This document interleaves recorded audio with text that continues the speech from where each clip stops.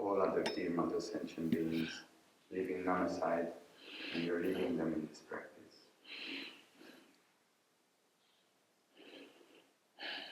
Three, the purpose of this practice, to manifest the Buddha nature within you, which is the ultimate source of happiness, by removing the two mental obscurations, afflictive obscurations, consisting of the afflictions of negative emotions, contaminated karmas, and their corresponding active seeds, and cognitive obscurations, the subtle stains, like inactive latencies of the afflictions, and contaminated karmas. Recite the following verses by mentally invoking the profound meanings and associated experiences. And do it by great compassion, you draw the Immaculate Dharma to display your prophetic views. To you, the Buddha, want my be homage. And in your great compassion, you draw the Immaculate Dharma to Buddha, I be homage. And do it by great compassion, you draw the Immaculate Dharma to display all prophetic views. To you, the Buddha, I be homage. And go to the Buddha, the Dharma, and the Sangha. By my accumulations, the practice of giving and so forth, may I become a Buddha to benefit all sentient beings. I go for refuge and to enlighten to the Buddha, the Dharma, the Sangha. By my accumulations, the practice of giving and so forth, may I become a Buddha to benefit all sentient beings. I go for refuge and to enlighten to the Buddha, the Dharma, the Sangha. By my accumulations, the practice of giving and so forth, may I become a Buddha to benefit all sentient beings. Yula Zanghe Yunamla Chanju Badu Dani Jansuji Langwe Yinzo Jibe Zonamji Dola Benjiri Lanji Dubaranju Sanje Juda Zongwe Yunamla Chanju Badu Dani Jansuji Dage Jinso Jibe Zonamji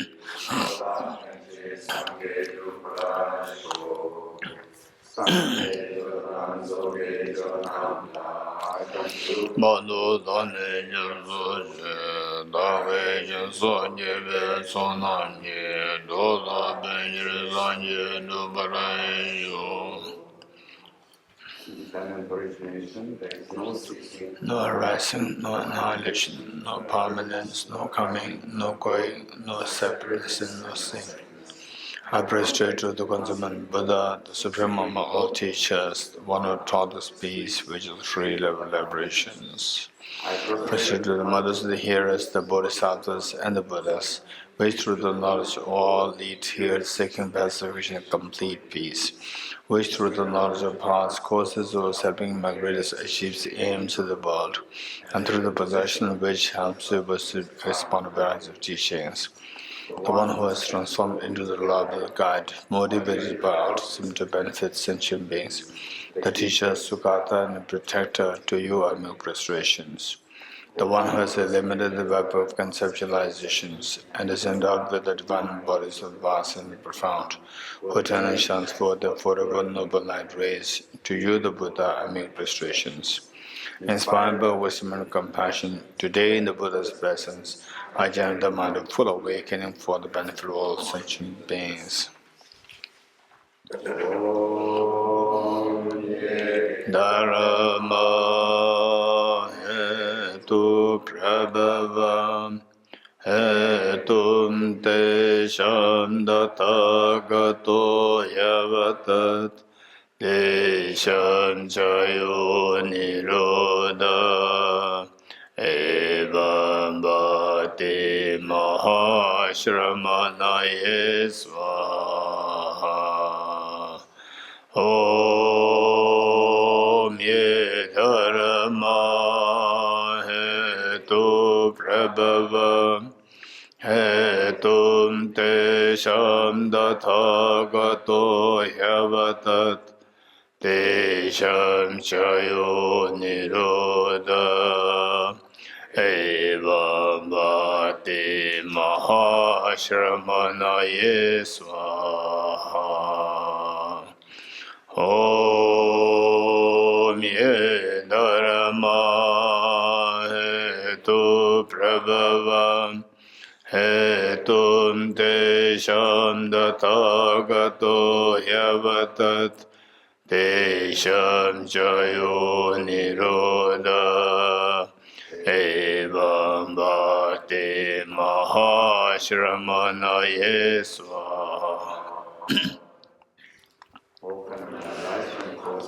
Causes are taught by the Tathagata. The cessation of the causes as well is taught by the great seer. Profound, peacefully, elaboration, free, clear, learned, non-composite. Such is the nectar like Dhamma I've discovered. Found in no one.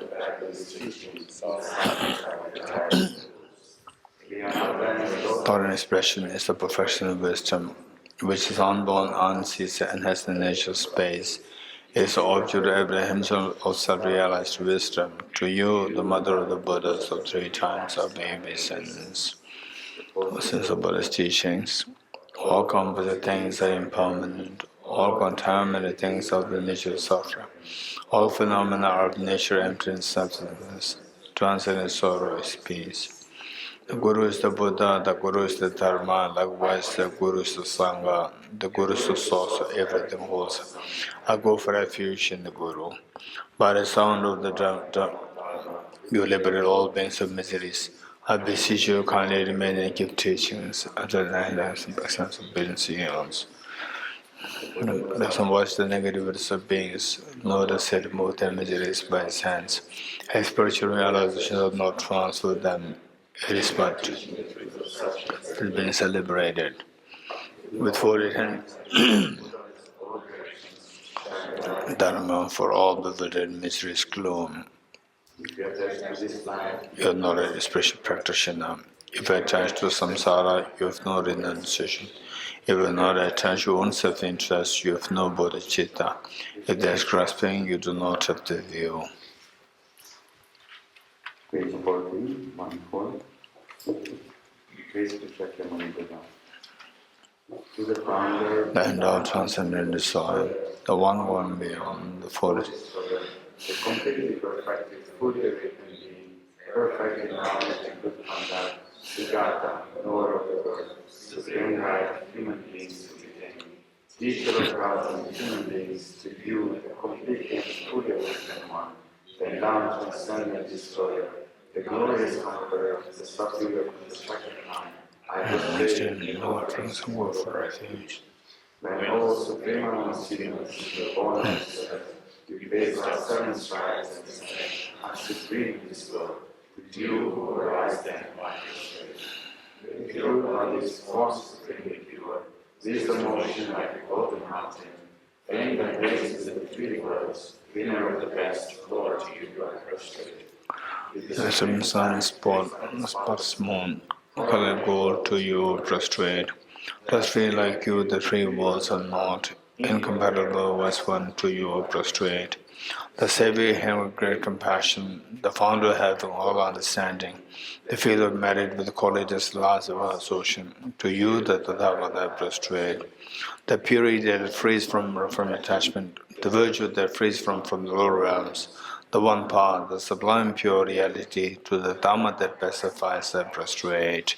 Those who are liberated and also show the path to liberation, holy faith qualified with realizations, who are devoted to the moral precepts, to you the Sangha prostrate. Do not commit any non-virtuous actions, perform only perfect virtuous actions. Subdue your mind thoroughly, this is the teaching of the Buddha. A star, a visual aberration, a flame of lamp, an illusion, a drop or two, or a bubble, a dream, a flash of lightning, a cloud, see condition, things as such. Through this merits may sentient beings attain the rank of all-seeing, subdue the 4 falls, and be delivered from samsara's ocean, bettered by the waves of aging, sickness, and death. We turn to 29, the Heart Sutra. The Heart Sutra, the perfection of wisdom sutra. I prostrate to the higher Buddha. Thus in here one time, the Buddha was dwelling on the mass of vultures mounted in a large greyhound. together with the great community of monks and the great community of bodhisattvas. At that time, the Buddha was absorbed in the concentration of categories of phenomena called profound illumination.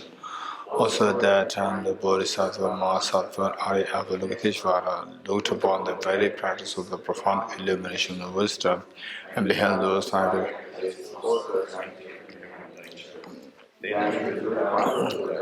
Venerable Shariputra said this to the Bodhisattva, Mahasattva, Arya Avalokiteshvara.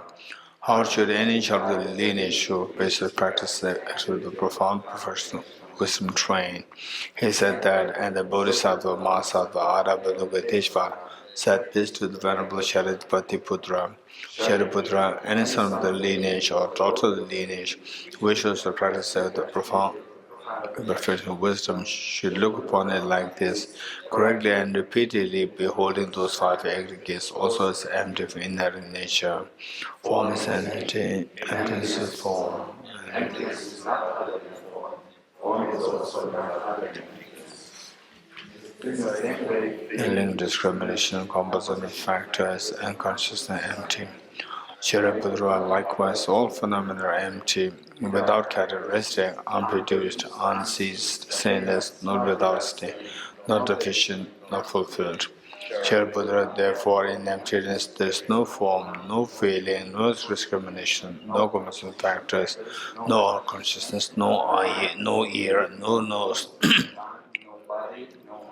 no visual form, no sound, no smell, no taste, no ocular touch, and no phenomena. There is no I element, so on, up to and including no mental consciousness element.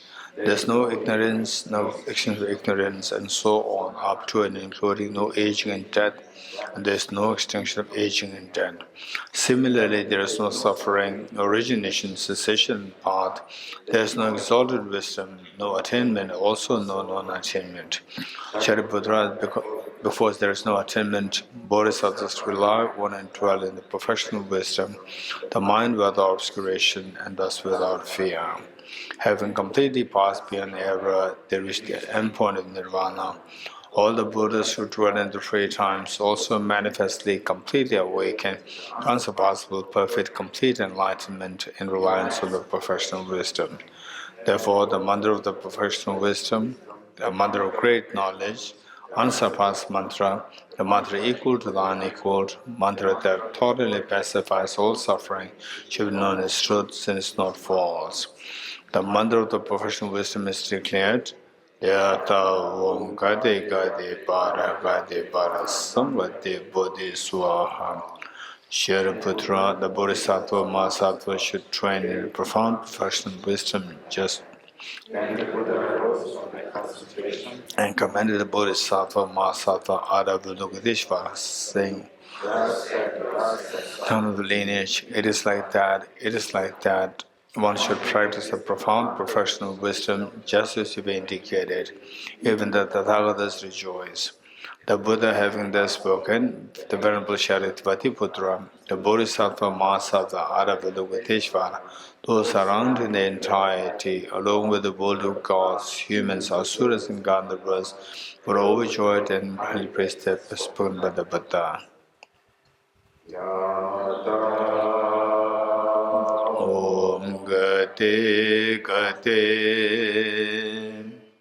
Paragate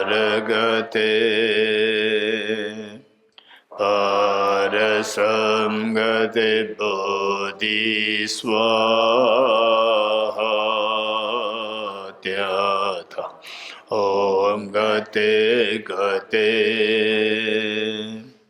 Paragate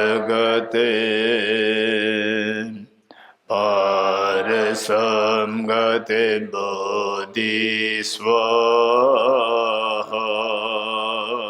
Tyata Om Gate Gate Paragate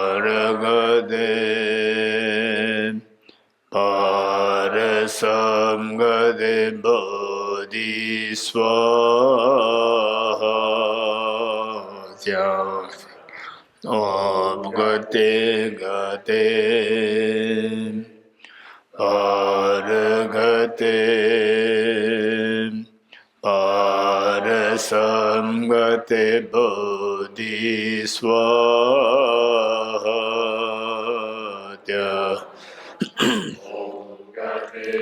gate paragate parasamgate bodhi swadya Om gate gate paragate parasamgate bodhi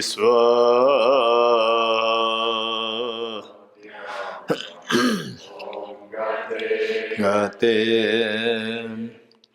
paragate Parasamgate bodhi swaha.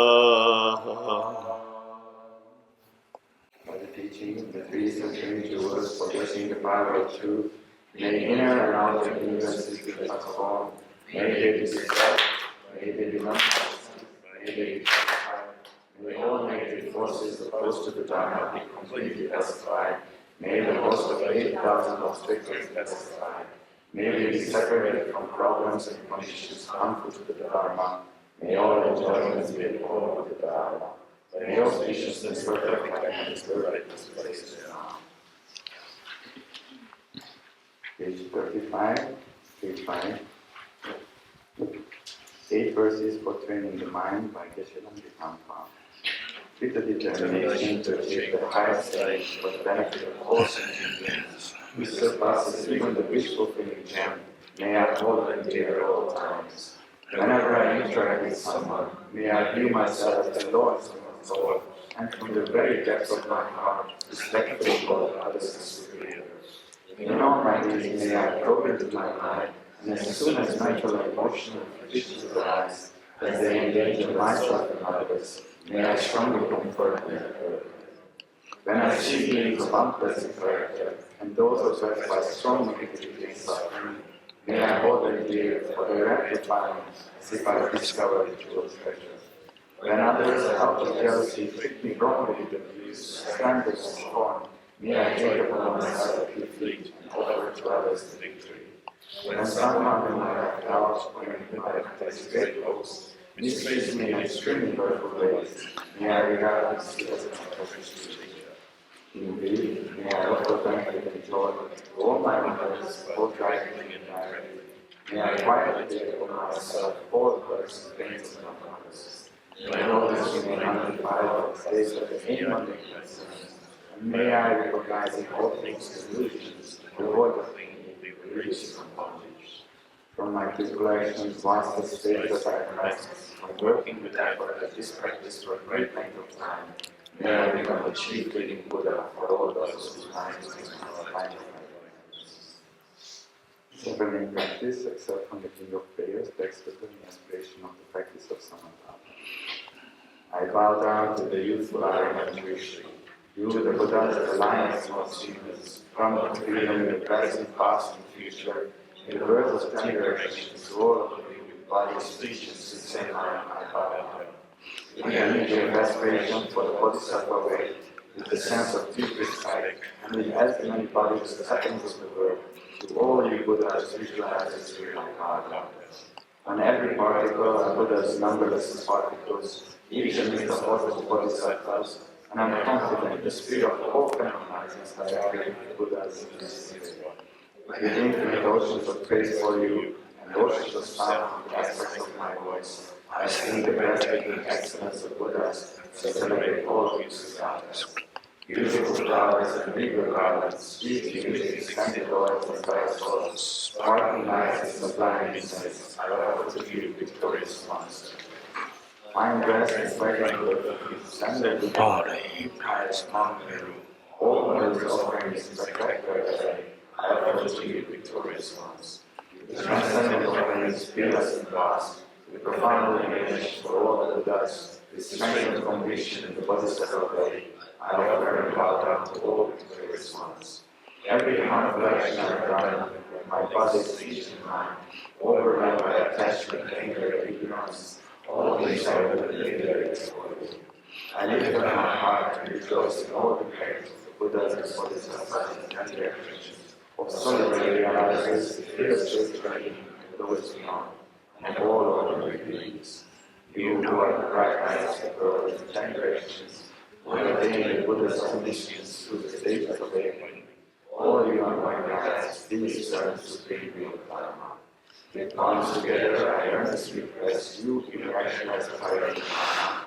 Please stay with us for the numberless fragments of the world, for the happiness and well-being of all wanderers in samsara. Whatever bad merit I may have accumulated, I make consideration for honoring and blessing, rejoicing and requesting that the Buddha say to me, I now dedicate all this for the full awakening of all these. Very short one.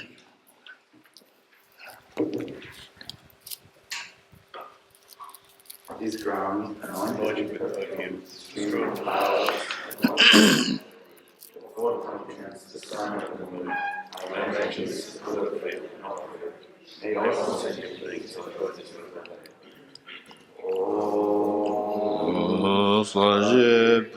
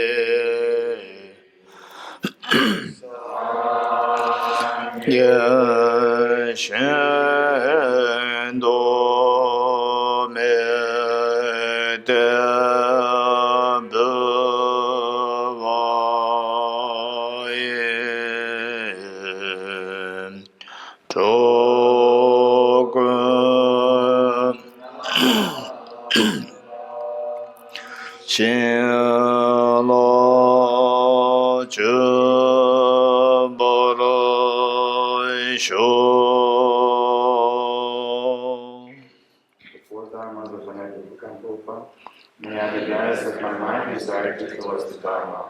May I be blessed that my Dharma practice is on proper path. May I be blessed that the path is free of flows. May I be blessed that the flows are seen in the light of exalted wisdom.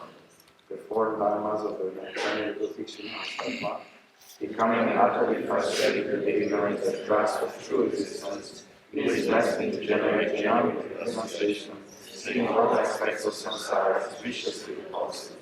Please bless me that my mind stream overflows with the precious Bodhichitta that cherishes others more than myself. Please bless me to have an inaccurate experience of the wisdom of emptiness that does not keep me from intrinsic reality on the basis of understanding that all things come to be behind and origination remain a condition. Please bless me that my mind stream overflows with the precious wisdom of non-duality of bliss and emptiness.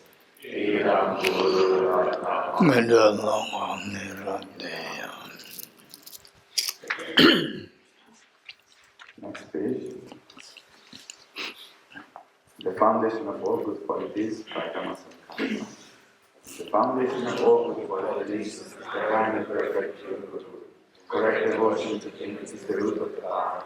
By clearly seeing this and applying great effort, please bless me.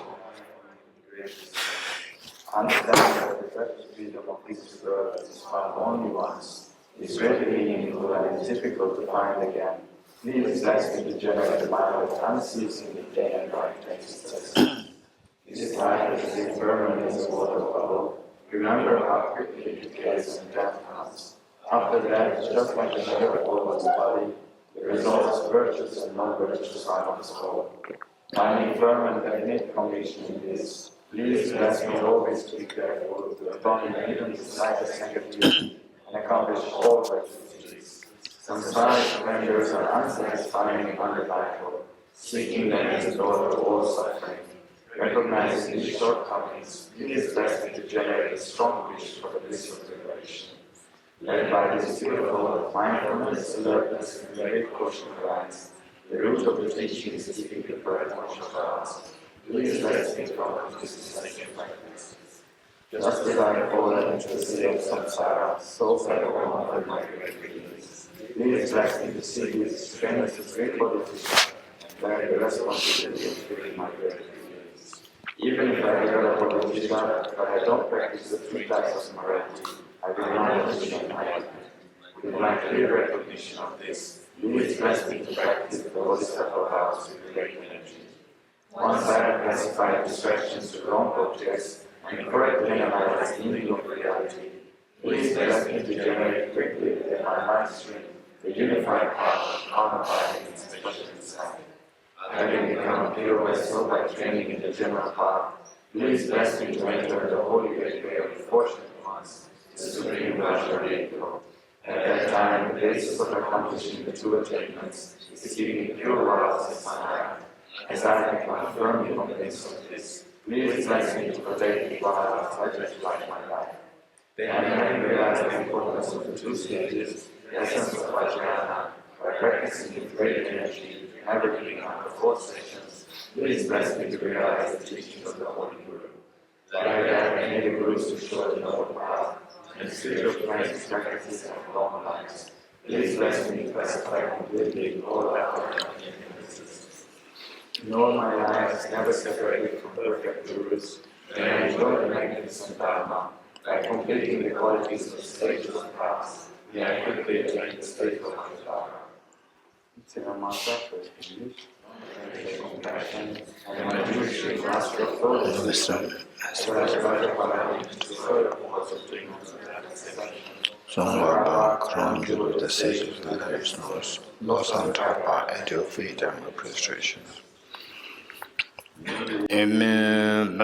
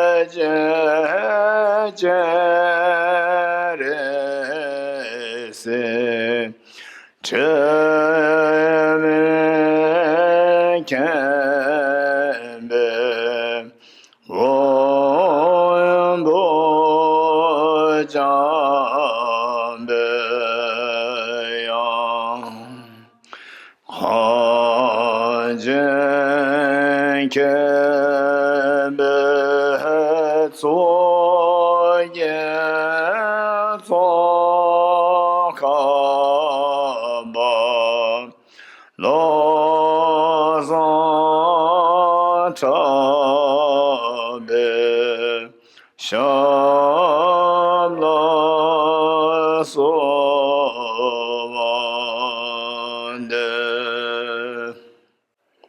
Teshvara, creator of pure infinite compassion, and intuition, master of flawless wisdom, that has multiplied in this soil of all beings without exception. Sankara, crown jewel of the sages of every soul, blossom my heart to a free Thank you, Gabor. Okay, now we will do the practice. First 5 minutes of shamatha meditation. Okay, so given that there are some of us who are new to this, new meaning, that you've been just the last few days, that you are exposed to this practice, two things which are very important is that for the meditation, the body posture-wise, body upright is very important, not like this. And oftentimes, people get used to sitting like this. This is a very bad position. Learn how to sit, but nowadays it's much better. In the early days, in school, all children sit like this. This is a very bad posture. Just learn how to sit upright. This is one thing. And for the meditation, not to lean against the support. Not to lean against the support. Whereas if you have back problem, knee problem, so forth, then of course you have you're exempted from these. Otherwise, just learn how to sit upright. Meanwhile, the body is not rigid, it's flexible. Then next, eyes not closed, eyes half open, foot is cast down, and ignore. And where you get used to meditation in a very the authentic way, then you can there are times where you can do meditation with eyes closed also. It's not an issue because you know both, and you got used to both. Whereas if you begin with eyes closed, initially it may sound so easy for you, it's comfortable, and the eyes open, you feel distracted, you're being pulled by what's seeing around in front of your eyes. But long run, the closed eyes can be very dangerous. To begin with, you do your meditation with eyes closed is very dangerous in the long run. So this is one thing. Then the next is identifying the errors of meditation. What mistakes we can possibly make when you meditate. So two primary problems. One is mental excitement, and the other one is mental laxity, heaviness, and sometimes the mental laxity can be very subtle, that you may not be able to identify initially. Later on, you may be able to identify them. Once identified them, it's very important to fix these problems. Because if you don't fix, you know that the problem is there, and still you don't put effort to fix it, it can become a very bad habit. So then it becomes a medicine turns into poison. So this is meditation turning into the factor of the meditation. So therefore, to make sure that you will find the remedies. And remedies twofold: introspection and mindfulness. And when you actually meditate for an extended period of time, you're bound to face with some strange experiences which can be hindering factors that you have to discuss with your specific teachers or people who are around you who are experiencing meditation. You have to check with them. So because there are some experiences which can be so unique and they can be hindering a factor in a meditation. Okay, so with this mind, and for the object of meditation, so we just pick up a very simple one. That's just count the breath. Breathe in, breathe out. Just count the breath. You don't really have to follow the breath. Okay, now the breath is entered through my left nostril, through the central channel, up from the right nostril, the right channel up, right nostril down. You don't have to follow the. So there are some complicated meditations with where you have to follow the breath actually from the two channels, side channels, enter through the central channel, so forth. Not necessary. And later, if you really want to specialize in this, then you can learn from specific teachers. This is one thing. And so you just count over here, just count the breath, and that itself is extremely powerful. Count the breath. So with this, then multitasking. Simultaneously, visualize tiny white dot between nose and upper lip.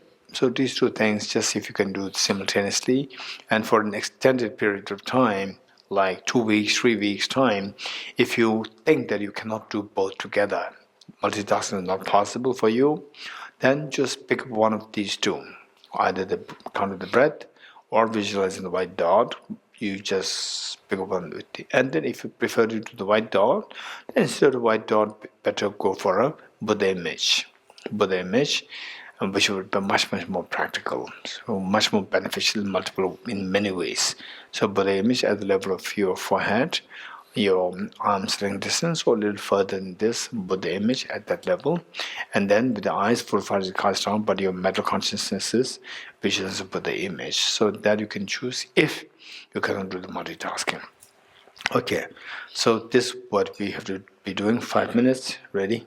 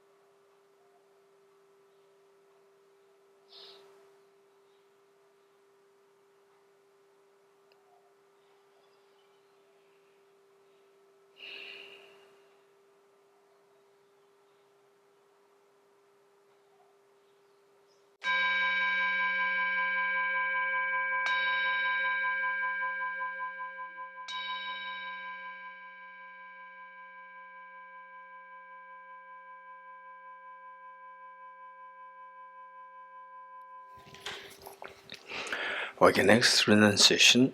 Today we'll do with as guided. Ready? Renunciation is to renounce the miseries. Some people have a very naive understanding that Buddhism it talks about renunciation, just happiness, renounce happiness. This is total naivety. Is to renounce miseries, not to renounce happiness. If the happiness to be renounced, the Buddha taught, transcending sorrow is absolute peace. That is what we should be aiming to attain. And what is this? So this is where to renounce miseries. Finally, to renounce miseries, to renounce the tears of the samsara, painful tears of samsara. That is the meaning of renunciation. Otherwise, people interpret in their own ways, renouncing miseries, renouncing happiness. This is too naive. To renounce the miseries, we need to learn how to renounce causes of miseries. The Buddha indicated, Ye dharma hetu prabhava, hetum desham tathagato hyevatat. All phenomena arise from causes. The causes are taught by the Tathagata. And Nagarjuna summarized what the Buddha taught as the cause of the miseries. Season comes, afflictions is nirvana. Comes afflictions arise from conceptualization and improper attention, which in turn arises from the elaboration of self-grasping ignorance. And the elaboration ceases by or into emptiness. This is where Nagarjuna summarizes the Buddha's indication of the four levels of ignorance, four levels of causes of the miseries, and the root of which is ignorance. And the Buddha again taught that the ignorance, we see that it itself has again many layers, and of which the Buddha particularly emphasized on four, which are responsible for bringing all our painful tears. Ignorance, which misconceives impermanent phenomena as permanent. Ignorance, which misconceives impure things as pure. And ignorance, which misconceives miseries as happiness. And the ignorance, which misconceives selfless nature as of selfhood.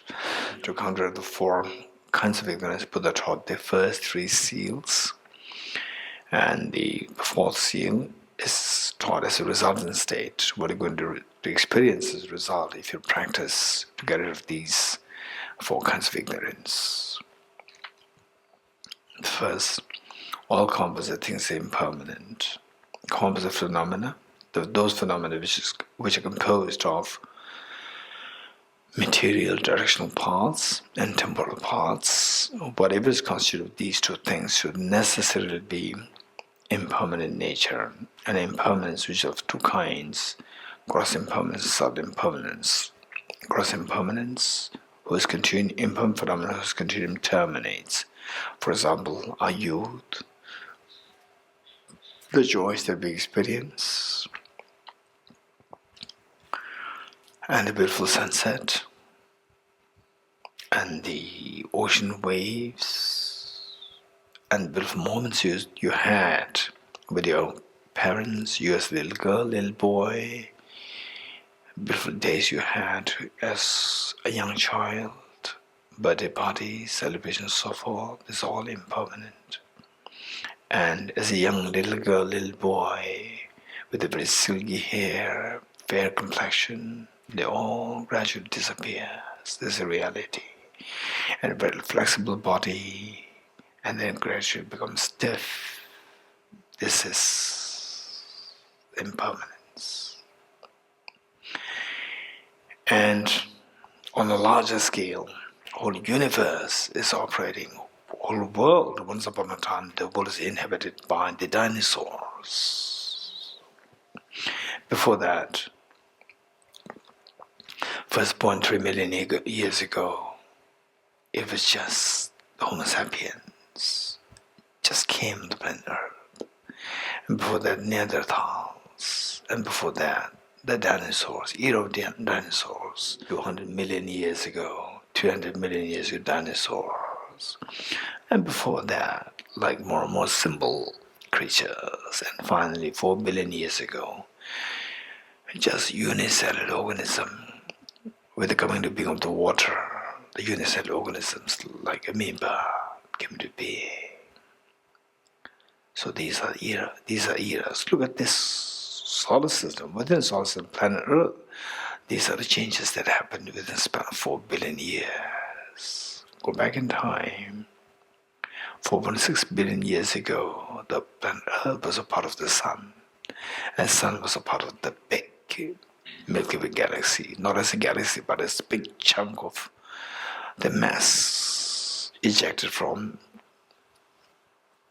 the Big Bang. And 15 billion years ago, everything, the visible universe, just being a part of one entity known as singularity.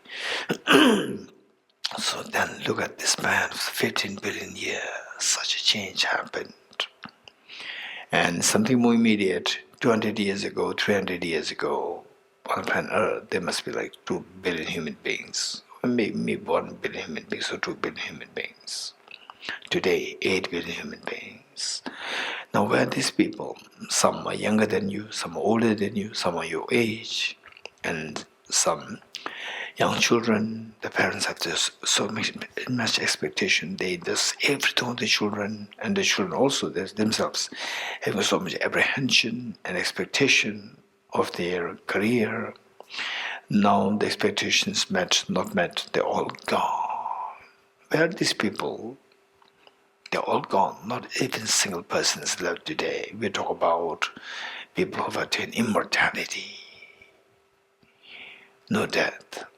Yes, these things are possible. We're highly realized beings, but within the purview of our understanding, not even a single person is alive today. It's all gone. Look at the big, huge pyramids in Egypt.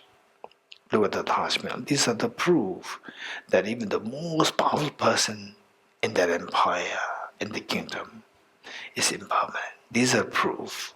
What are these pyramids? Taj Mahal, what are they? These are the tombs. There's a burial place, which means the person is gone. This should be reminded for us, not that we are fortunate that they are so fragile, they're gone. No, it's a matter of time. This should be reminded for us that one day I will also disappear from this earth. This is reality. So this is known as all-composite things impermanent, particularly the gross impermanence, whose continuum terminates.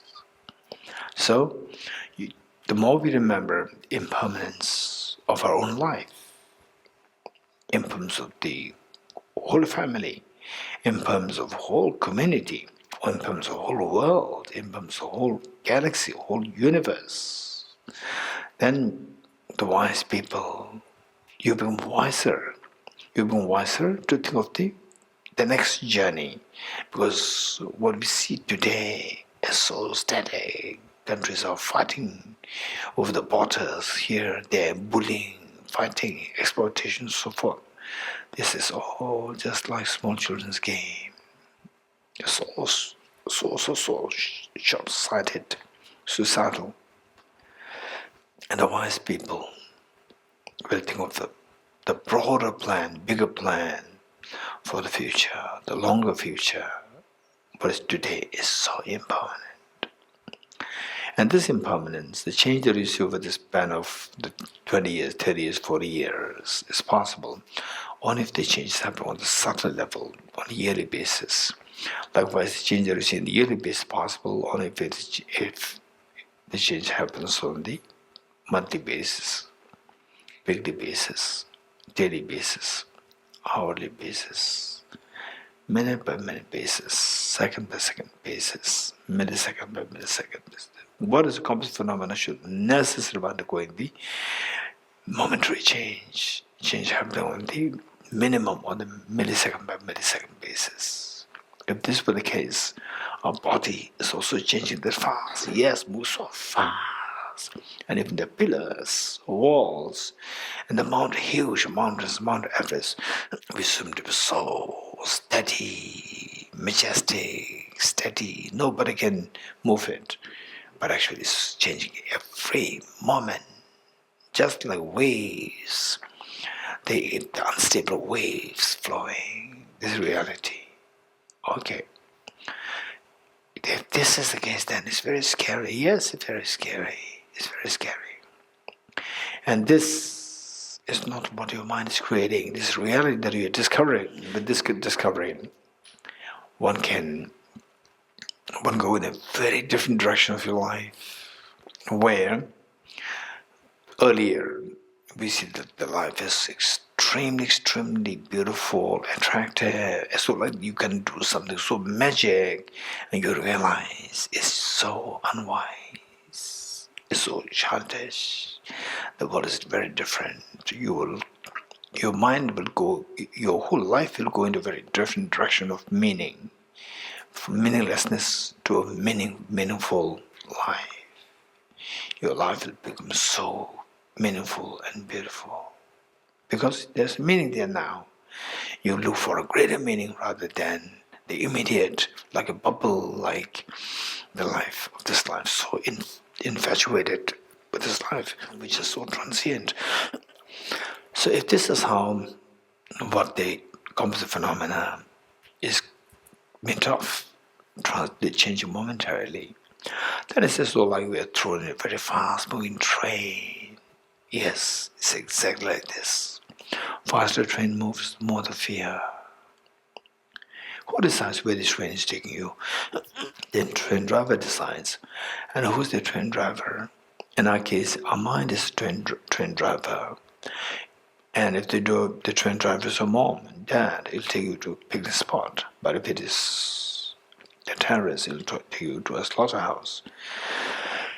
And in our case, the train driver is a mind. Unfortunately, that is under dictate. If there's under dictate of the wisdom and Bodhicitta, it will only take us to the total fearlessness, infinite happiness. But when it's under dictate of the self-grasping, the self-centered attitude, it will only take us to all the endless painful tears of samsara. And for us, yes, this is what it is. Where our mind is dictated by the worst of the terrorists, worst of the demons, worst of the contaminations, which is self-grasping ignorance, it will only take us to misery. This is what the Buddha indicated as all contaminated things are of suffering nature. And suffering nature like what? Three kinds of suffering. Suffering change, and the pervasive condition suffering. And one moment of such, for us, the ordinary beings who cannot see the pervasive condition suffering yet, and who are being deceived by this suffering change, we feel being bothered, tortured by this suffering. But for the more evolved beings, the suffering change is seen as the extremely vicious factor. And the most evolved beings, pervasive condition suffering is considered most vicious and this mastermind. In the comparison, the suffering is just nothing. Suffering change is nothing in comparison with the evilness of the pervasive condition suffering. This is for the most evolved beings. It doesn't mean that you are just category ordinary beings, and there is a group of more evolved beings. No, if you're wise, if you put effort, you can become the wisest beings to realize that pervasive condition suffering is the worst. So this is when you truly generate the renunciation, you truly walk on the path to nirvana and Buddhahood. For us ordinary beings, one moment of suffering, one moment of pain, acute pain of having lost the near and dear ones is good enough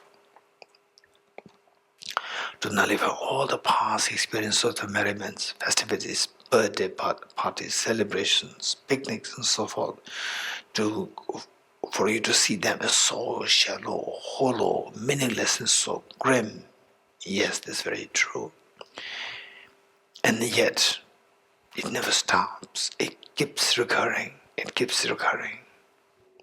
But 2024 stopped on its own. We do not do anything. It's impermanent. Who's going to stop on its own? So when will these tears stop? Yes, one impermanent phenomena are of two kinds. There's another way of classifying the impermanent phenomena, one of which is impermanent phenomena whose continuum terminates on their own, invariably terminates, like 2024. And there's another class of impermanent phenomena whose continuum never terminates, like your mind, time, and so forth. And third class of impermanent phenomena whose continuum never terminates unless until we put conscious effort. Okay, and your miseries, your tears belong to this category. The contaminated aggregates, the body which is prone to sickness, aging, death, tension. This body is one which is a container of all my miseries, and they will never stop. Again you will have the next body, again the next body. It will never stop unless we put conscious effort. What effort is required? For the app to know what kind of effort to apply, you need to identify the root of the miseries. And root of the miseries, the Buddha indicated is ignorance. To counter ignorance, we need to introduce wisdom. What is wisdom? Wisdom is a discerning mind whose apprehension of the object tells with reality. What's reality? Reality is what the Buddha indicated as everything is in nature, emptiness, selflessness. What is this? What is this emptiness or the selflessness? Okay, let's mention emptiness now. Now that you already introduced to at least what is on the cursory form, you introduced to that. Let's meditate on this. So it's going to be guided, and let us see how to learn how to meditate emptiness. Okay, today we will meditate on the emptiness of somebody who you love so much, like your mom, dad, your child, husband, wife, father, or whoever. Okay, somebody who you love so much. Sometimes you also meditate on the people who are very difficult. Okay, today we'll and because this affection is so beautiful, at the same time, there is a tremendous side effect to this. At the time, separation, the pain is so acute that you can just go crazy, paranoid. Okay, so just to see how to separate the two, the feeling of closeness, feeling of affection is so precious. At the same time, there's attachment there. And that attachment is the one which brings the pains at the end. Okay, to minimize this attachment, this meditation will be very helpful. Okay, think of that person who you love so much. How does the person appear to you? Like a dream? Or, no, not at all like a dream. It's so objectively there, objectified, so solid there. Of course, so solid, so objectified there. And this belief that this person exists is so objectively independent of your mind, that is known as self-grasping ignorance. And this is cause for attachment, this is cause for the tears, this is cause for the pains at the time of separation, and so forth. Okay, but how do I know that this ignorance is not a valid mind? How do you know that? Remember what Adi Nagarjuna taught? If the mirage were to be water, why not those close to the mirage see water? Okay, let's all say this 2 times together. If the mirage were to be water, why not those close to the mirage see water? If the mirage were to be water, why not those close to the mirage see water? So with this as a point of conviction for us, let us subject this person to ultimate analysis by going closer to the person. Okay, going closer, we end up seeing the very thin layer of the skin. Behind that, the fatty tissues. Behind that, the cartilages, the muscles, the whole skeleton, the heart, the lungs, liver, pancreas, and so forth, all the solid parts constitute animal earth. What next? Animal water, 4 liters of blood, which is pumped in and out by the heart to different parts of the body. Element of fire, 2,600 joules of energy, which in simple terms, the body heat. Element of air, 4.6 liters of air, which the person's lungs breathe in and out. Element of space, 99.99% of the body of that person is vacuum. Element of consciousness, person's mind, person's a male, person's a female, but the mind does not have gender, and also I can see that person, I can see the person's mind.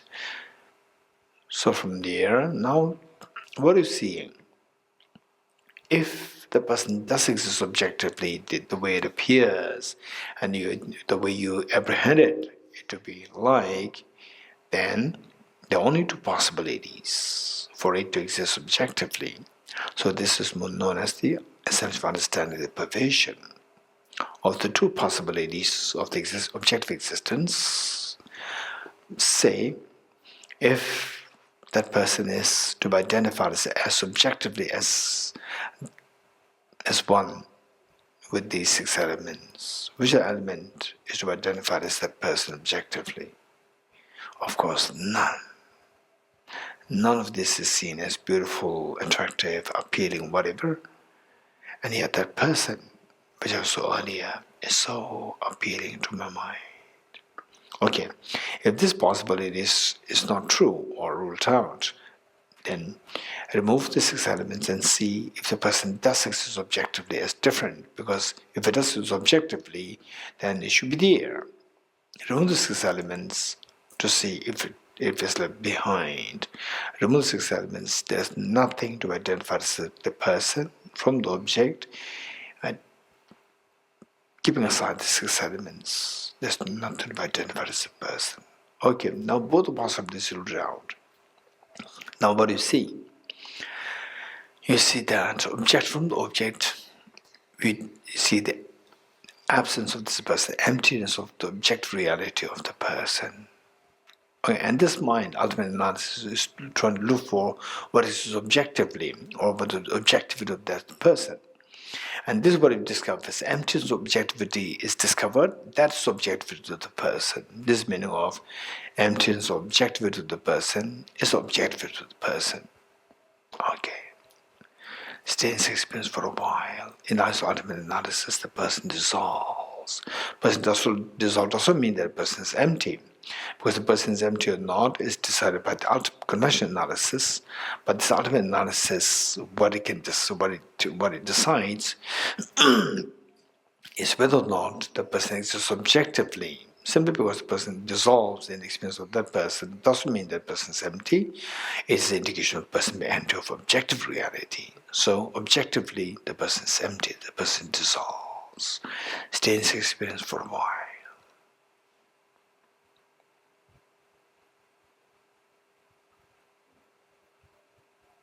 And this is not what your mind is fabricating.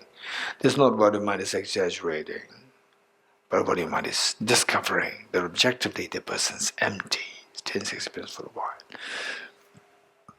This is amazing practice. But what's the benefit of this practice? Yes, just as this person dissolves in the experience of this emptiness, subject to all my sorrows, sickness, aging, death, tension, depression, anxiety, all the sorrows subjected to the same ultimate analysis, likewise they will disappear, to be discovered that they are empty of objective reality. And just you experience that vast expanse of emptiness where all your sorrows dissolve, all sorrows are transcended, and deep, very profound, uncontaminated peace dawns in you. Stay in this experience for a while.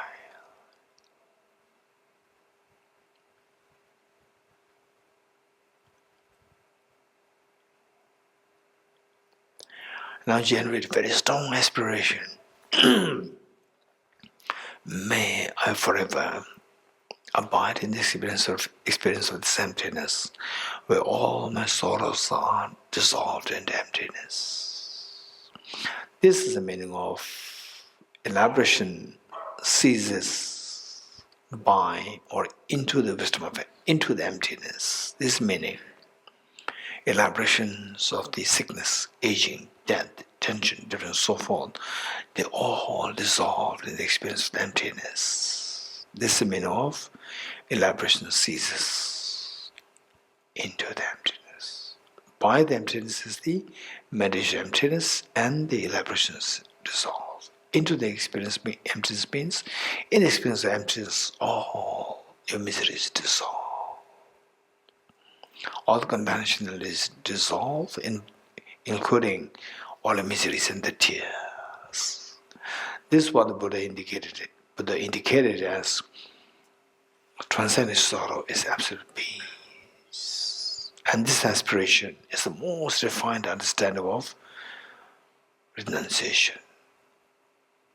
Otherwise, people talk about, to renounce, the desire to get away from samsara, the desire to get away from the affliction, the contaminated karmas afflictions, desire to get away from afflictive obscurity, desire to get away from self-grasping ignorance. So this is all very, and the gross understanding of the renunciation. The true understanding of renunciation must be generated in the context of understanding of emptiness. In the experience of emptiness, all your sorrows are transcended, where the elaborations dissolve. Ceasing of the elaborations is what the Supreme Teacher taught. This is what Geshe taught. And then in the verse which we read every day, elaboration ceases through or by the emptiness. So this is where all the understandings will come to the same point. We see they're all connected to each other. Okay, slowly come out of this aspiration of the renunciation to move to the Bodhicitta. Okay, next, Bodhicitta practice. Ready?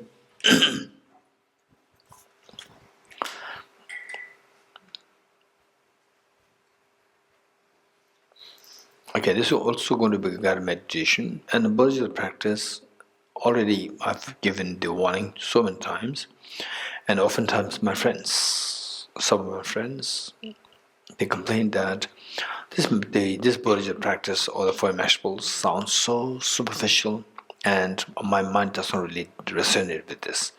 This is good news, that your mind doesn't really resonate with this, which means that this mind not resonating with the practice of compassion and Four Immeasurables is the one which is responsible in attracting all the tears. You don't want the tears of painful tears of samsara. So you have to get over this mindset which does not resonate with the meditation for immeasurables and the Bodhicitta.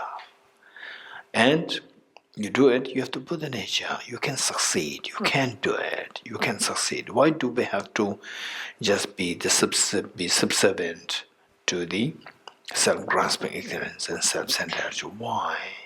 We have to put energy inside, where we don't really have to go through the tears of samsara.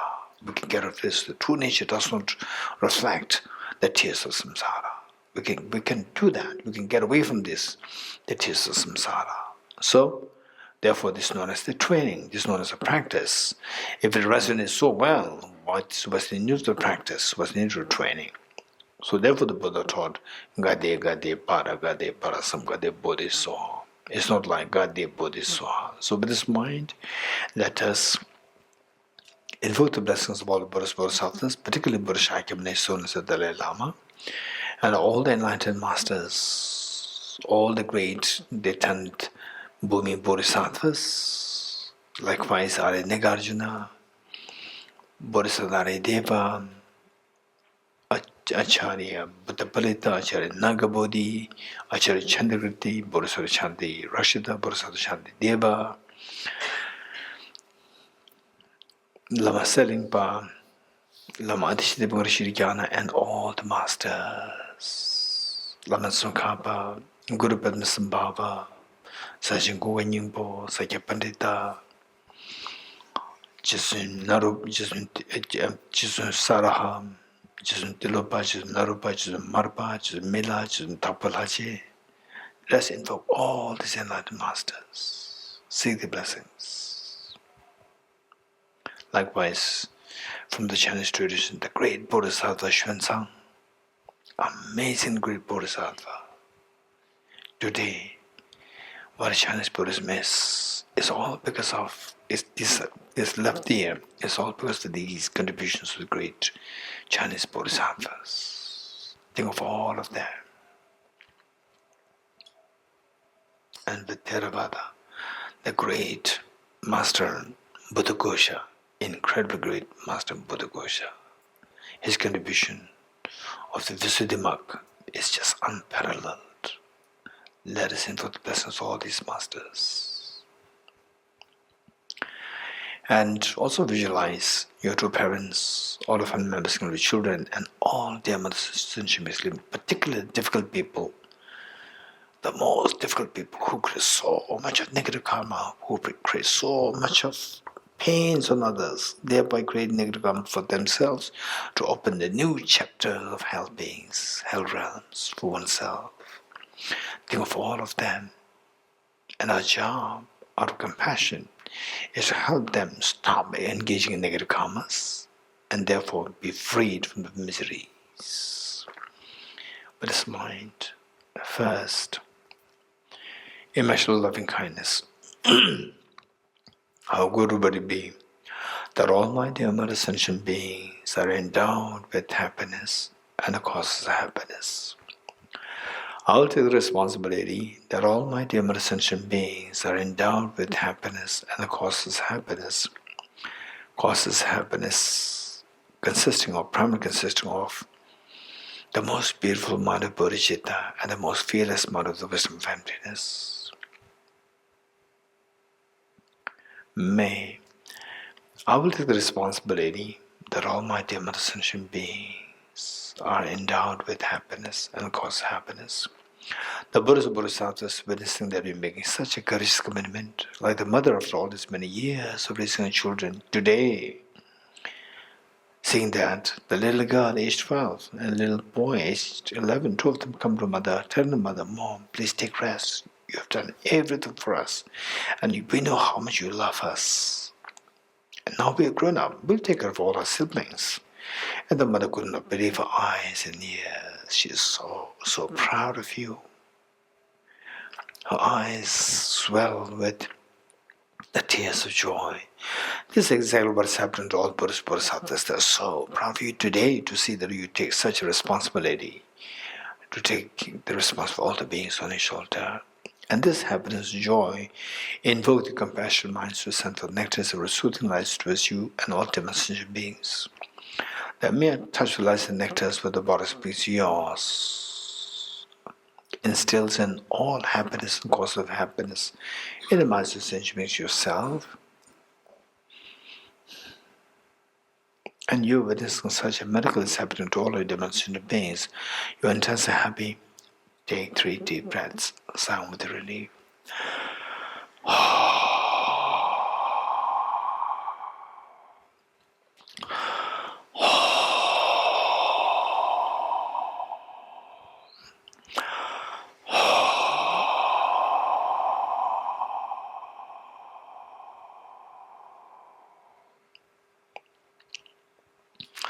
Immeasurable compassion. How good would it be that all my dear sentient beings are freed from suffering and the causes of suffering.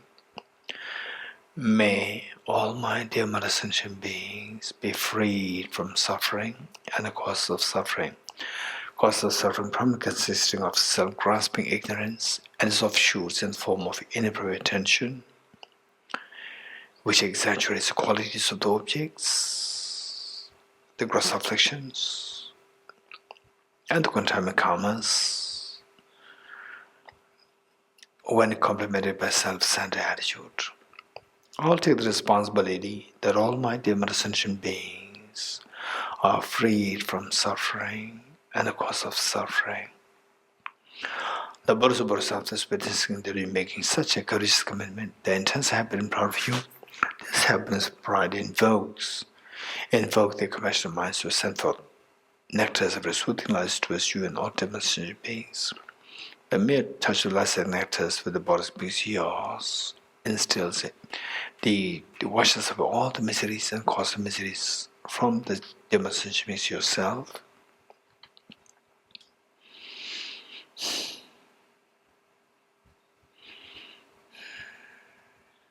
And you witnessing such a miracle is happening to all the dimensional beings. You're intense happy. Take 3 deep breaths, sound the relief.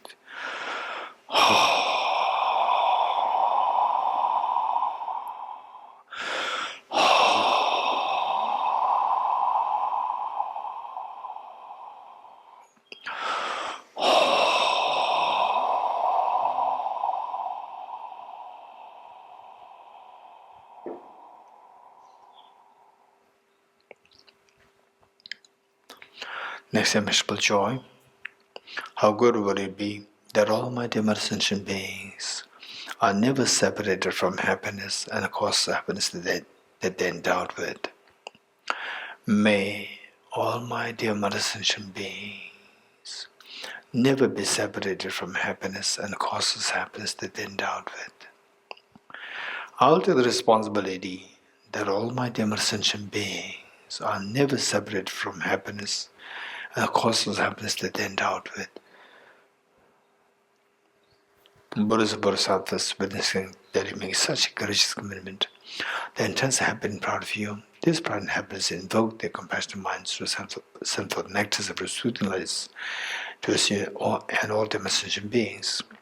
The mere touch of lights and nectars with the body's beings yours stabilizes happiness and the cause of happiness that they're endowed with. And you witnessing such a miracle is happening to all the dimensional beings. You are intense happy. Take 3 deep breaths, sound the relief.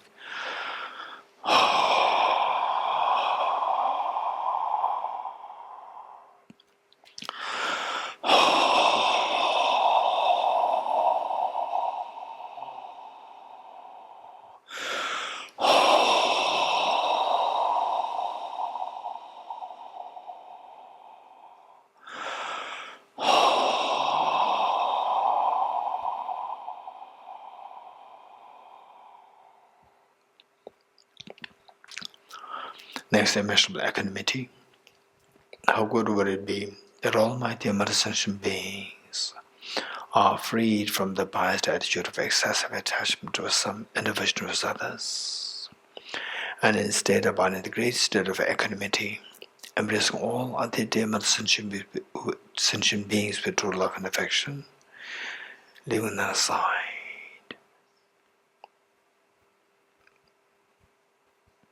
May all my dear sentient beings be freed from the biased attitude of excessive attachment to some and aversion towards others. I'll take the responsibility that all my dear sentient beings are freed from the biased attitude of excessive attachment towards some and aversion towards others. The Buddhist Bodhisattvas witnessing the making such courageous commitment, the intense happy and proud of you, like the mother after all these many years raising children. Today, the eldest daughter and the eldest son, just aged 12 and 11, they come to mother, tell them, mother, please take rest. You have done everything for us. We know how much you love us. Now we are grown up. We'll take care of all the siblings. And the mother couldn't believe her eyes and ears. This is exactly what happens to all Buddhist Bodhisattvas. They're so happy and proud to see how much responsibility you take of all the dimensional beings. This happiness and the pride that they feel, Buddhist Bodhisattvas feel, invoke their compassionate minds to ascend for nectars of soothing to all dimensional beings. And the mere touch less than nectars with the body's beings yours frees the beings from the biased attitude of excessive attachment to some and aversion towards others, and instead make them abide in the great state of equanimity, embracing all other mother sentient beings equally, leaving them aside. and you witnessing such a miracle is happening, all the demonstration makes you intensely happy. Take 3 deep breaths, sound with relief.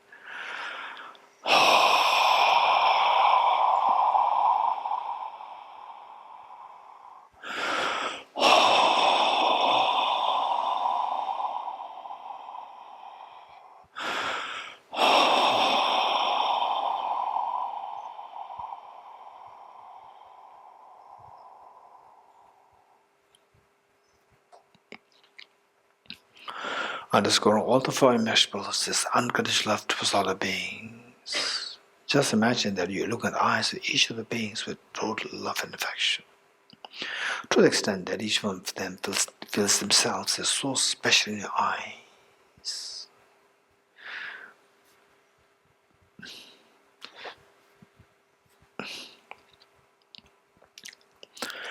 And this unconditional love is the foundation for you to generate Bodhicitta. And Bodhicitta is the stem, the root for you to become enlightened. With this mind, with folded hands, let us make a Bodhicitta commitment 3 times together. May I become Buddha for the benefit of all my dear Mother sentient beings. May I become Buddha for the benefit of all my dear Mother sentient beings. May I become Buddha for the benefit of all my dear Mother sentient beings. Our body is this most beautiful mind of Bodhicitta, the most beautiful mind that possibly exists in the entire universe, and today you've generated that. And slowly this beautiful mind of Bodhicitta enters spotless, clean, Montisk, horizontally sitting with the heart. Okay, it's amazing that you made such a courageous commitment to become Buddha for the benefit of sentient beings. But remember that no matter how much you squeeze a handful of sand, no oil comes out. Yes, I know that. I have a Buddha nature within me. I'm like a handful of sunflower seeds, squeezing which oil does come out. I have a Buddha nature within me. But if this were the case, how come that it is never manifested since primordially till today? Yes, this is all because of the deception that these two created in me, coming up with the facade that as though like they are the best of my friends and support. And today I'm disillusioned by that, to discover that these are the worst of the demons of my mind. What are you going to do? I'm going to exterminate them completely. How? But it's also a very powerful remedy, which is the non-dual wisdom of the Adi Buddha, wisdom of emptiness for the Adi Bodhisattvas. What is that like? Okay. Let's quickly retrieve the experience of the emptiness which we meditated as the third of the 4 seals of Buddhist teachings. Okay, think of the same person who you love so much. How does the person appear to you? So objectively real. And this belief that the person exists objectively real, that is self-grasping ignorance, the root of all the miseries. How do you know that this is ignorance? This is not a valid mind. To evaluate whether or not this person exists objectively, let us remember what I think Arjuna taught in the precious garland. If the mirage were to be water, we're not those close, but the mirage is water. So likewise we go to evaluate if the person exists objectively. Let's go closer to the object, which is technically known as a subject in the personal ultimate analysis. By doing so, we end up just seeing the 6 elements of the person: element earth, water, fire, air, space, and consciousness. Now tell me, do you agree with me that if the person does this objectively, there are only 2 possibilities, which are, in the eyes of ultimate analysis, not in the eyes of the conventional analysis, but in the eyes of ultimate analysis, the person is to be seen as intrinsically one with the 6 elements of parts, or to be intrinsically different from the 6 elements. These are the only 2 possibilities. Yes, I agree with this. Now see if the 6 elements intrinsically as to be seen as intrinsic one with this person. Of course not. This person is so appealing, and not with 6 elements is seen as appealing. Now see if the person exists objectively is different from the 6 elements. Remove the 6 elements. What happens? Nothing is left there. Now you have come too close to the object with help of this ultimate analysis. What kind of objectivity of this person is found now? That the person is empty of objectivity, this is what we've discovered. Okay, stay in this experience for a while. In some cases, you can have a tinge of fear. In some cases, goosebumps can come in the body. In some cases, tickling sensation can flow through your body. Cold waves can flow through your body, surface of the skin. Even if these things happen, you are very fortunate. Even if fear comes, you are very, very fortunate. If it does not, don't worry. Study more, contemplate more, and you are bound to get these experiences. Okay, so objectively, the person is discovered to be empty. In other words, emptiness of objective existence of the person. Slowly transform this incredibly fearless mind, fearless wisdom, the fearless mind in this universe. Slowly transform this into a spotlessly clean, thumb-size, white Vajra, vertically sitting on the moon disk of the heart. Okay, now you have the blaze of the non-dual bodhicittas. The moon is symbolic of the conventional bodhicitta, which is altruistic intention to become Buddha, wanting to become Buddha for the benefit of all Tibet sentient beings. And a Vajra is symbolic of the ultimate bodhicitta, which is the non-dual wisdom of the Arya Bodhisattvas. And this guarantees that all your mental defilements, both afflictive and cognitive obscurations, will be eradicated, and your Buddhist insight will manifest into the purest form for you to experience total fearlessness, or the tears of samsara stops completely, and your ease, the happiness, the ease, the fulfillment just expands to infinity. Wow, that's amazing. That's amazing. But don't forget that your 2 parents, your children, all the family members, all the demon sentient beings, they are suffering terribly. Yes, generate very strong compassion to them. And this compassion invokes the Vajramuni of the heart to multiply infinite number of times. And share one of the Vajramun at the heart of your mother, one set at the heart of your father, one set each, but each of the family members, including children, one which each of the beings here in Bodhgaya, each of the beings here in India, in the entire world, in the big oceans, massive oceans, in the wilderness, every creature gets a share of the Vajramun from you, which you so generously, so kindly shared. And the entire Milky Way galaxy, in the entire universe, everyone has a share of the Vajramun from you, the human beings, animals, insects, hungry ghosts, god and goddesses, spirits. Everyone has a share of the Vajramun from you. Amazing. Let's also not forget that all Buddhist Bodhisattvas are there watching us. Why don't we make a request to all Buddhist Bodhisattvas to kindly be the witness and the guest to our undertaking the ceremony of taking the auspicious Bodhisattva vow? As is just making this request, let us slowly stand up along with all demon sentient beings to make 3 prostrations to all Buddhist Bodhisattvas.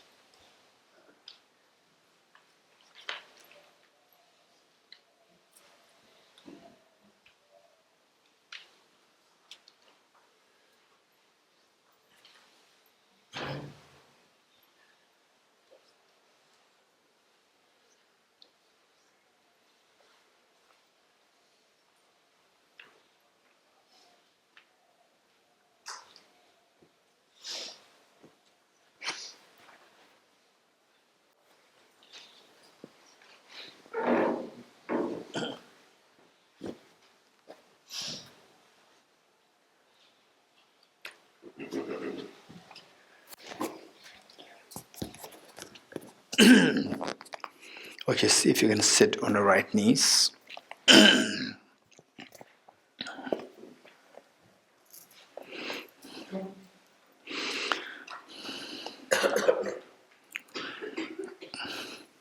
Okay, page 50.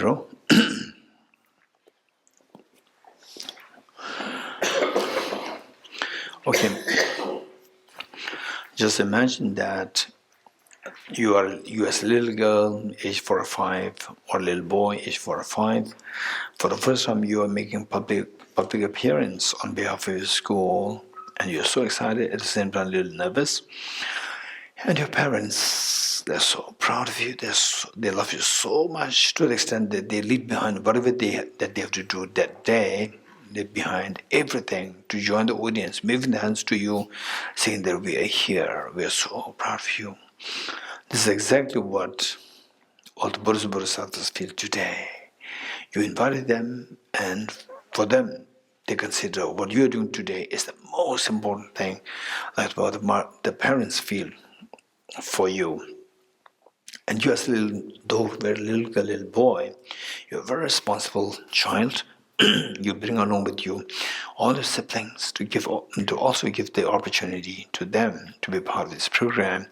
This is exactly what you're doing today, to bring along with you all the dear sentient beings to take part in this, taking the aspiration Bodhisattva vow.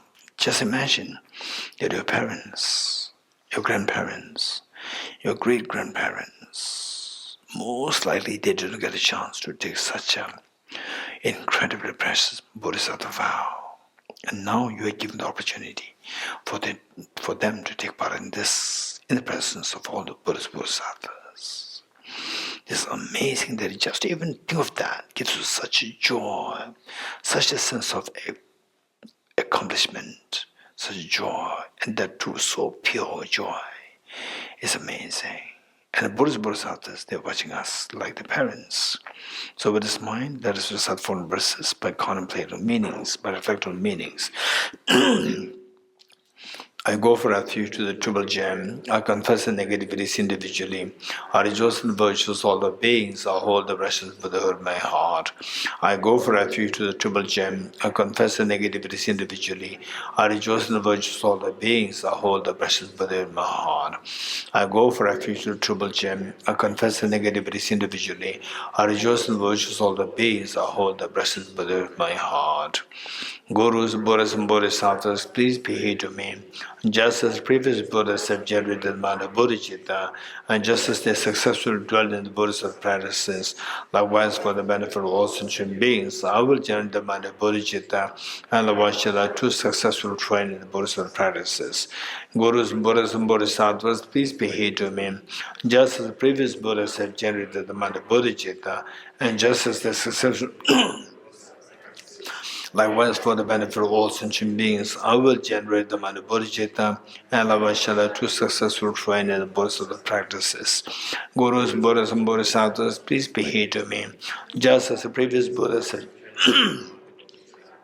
and just as they successfully dwell in the Buddhist practices, likewise for the benefit of all sentient beings, I will generate the mind of Bodhicitta, and likewise shall the true successful train in the Buddhist practices.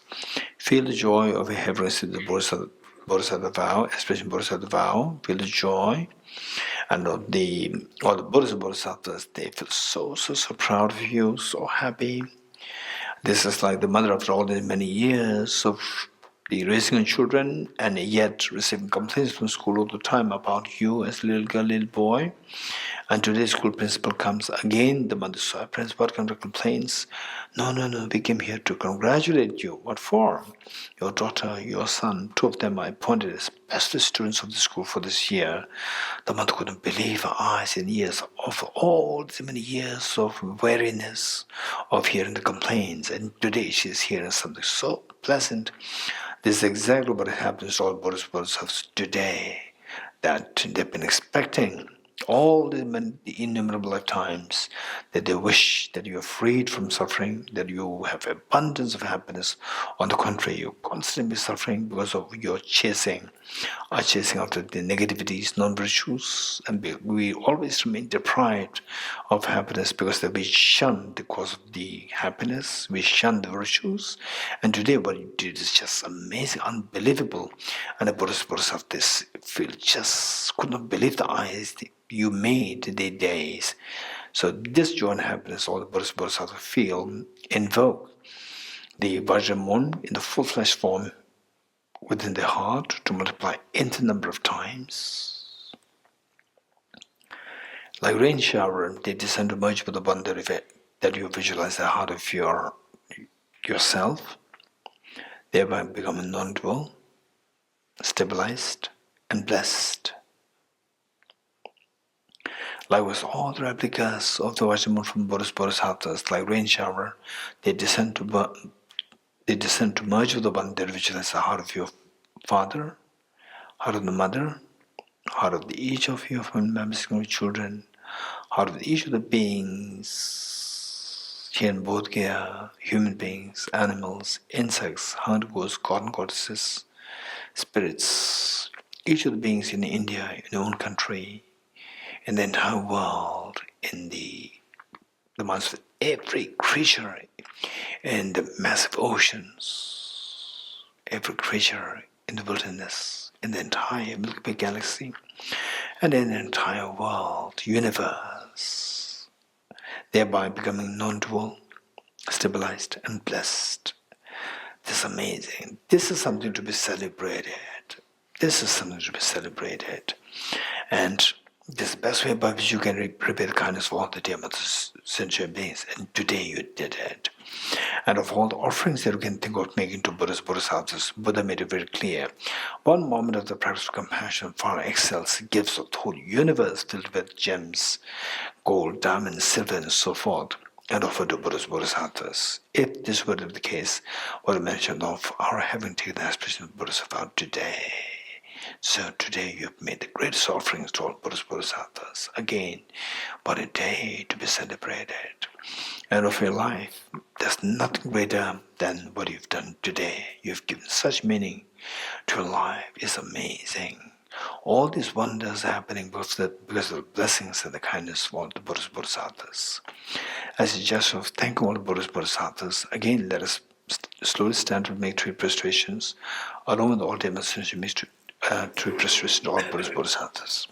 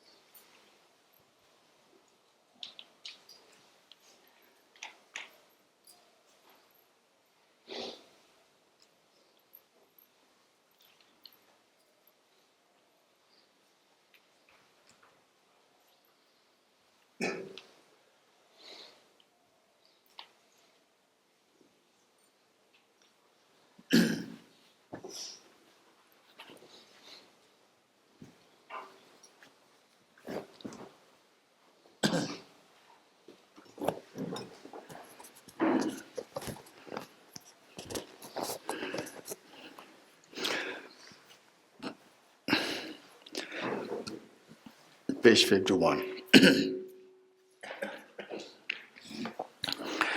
Let's recite 4 verses together.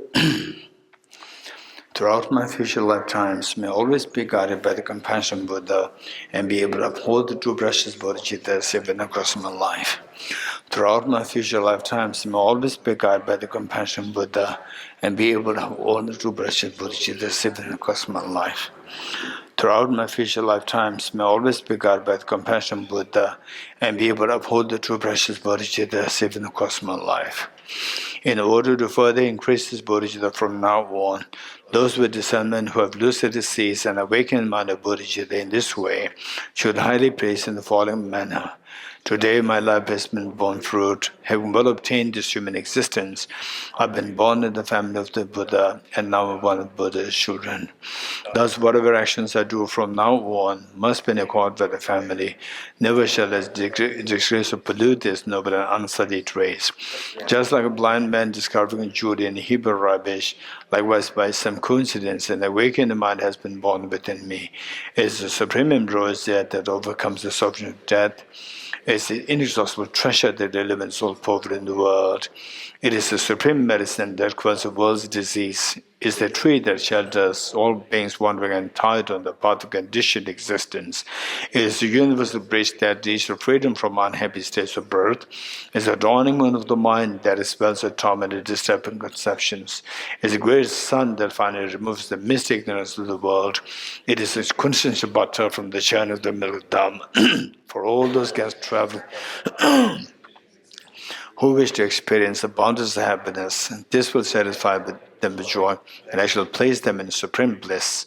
Today, in the presence of all the protectors, I invite the world to be guests at a festival temporary and ultimate delight. May gods, demigods, and all be joyful. Dedication prayers. I dedicate the merit Das Gata towards the realization of the deeds and the prayers of Buddhists and Bodhisattvas for 3 times, and to the upholding of the doctrine of scripture and insight. May in all lives, through the force of this merit, never separate from the four wheels of the Mahayana vehicle, and accomplish all the stages of the path, renunciation, bodhicitta, birththrough, and the 2 stages.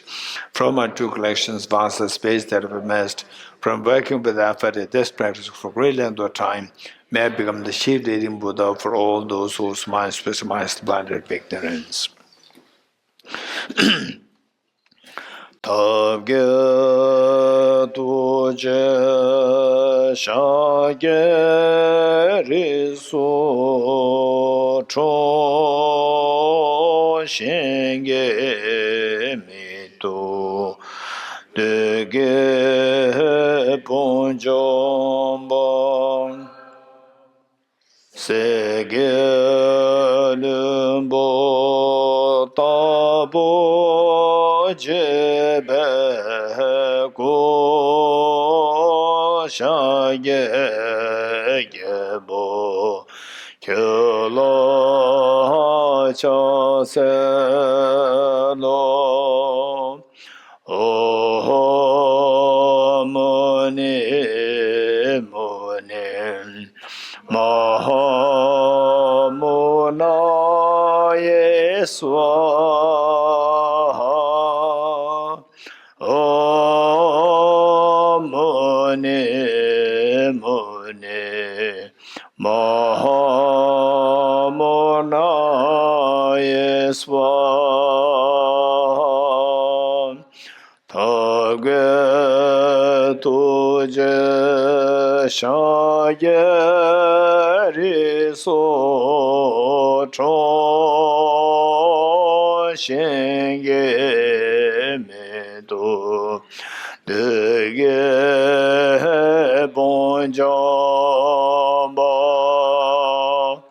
serge numbo tabo jebe go shaye yebo kyola chaselo om mone mone Mahamuna Yeswaha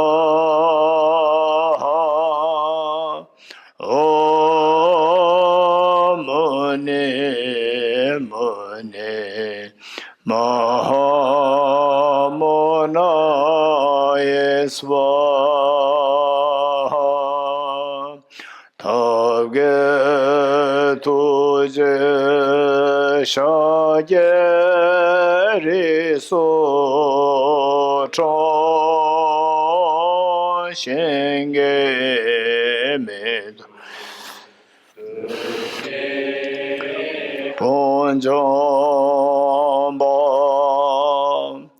segelumbo tabo de go sha ye ye bo ke la sha se lo o mo ne mo ne ma mo na ye swaha om mone mone Mahamona Swaha Om Mone Mone Mahamona Swaha Om Mone Mone Mahamona Swaha Om Mone Mone Mahamona Swaha Om Mone Mone Mahamona Swaha. Three precisions together.